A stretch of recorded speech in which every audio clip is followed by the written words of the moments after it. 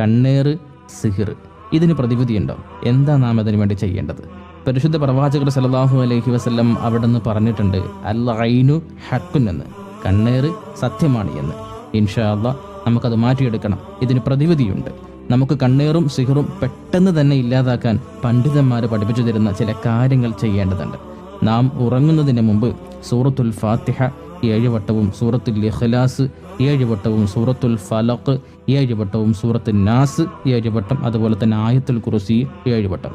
ഇതിനുശേഷം സൂറത്ത് യൂനുസിലെ 81-ാമത്തെ ആയത്ത്, ഫലമ്മ അൽഖൗ ഖാല മൂസ മാ ജിഅ്തും ബിഹി സിഹർ ഇന്നല്ലാഹ സയുബ്തിലുഹു ഇന്നല്ലാഹ ലാ യുസ്ലിഹു അമലൽ മുഫ്സിദീൻ എന്ന ആയത്ത് ഒരു വെള്ളത്തിൽ മന്ത്രിച്ച് ആ വെള്ളം കുടിക്കുക.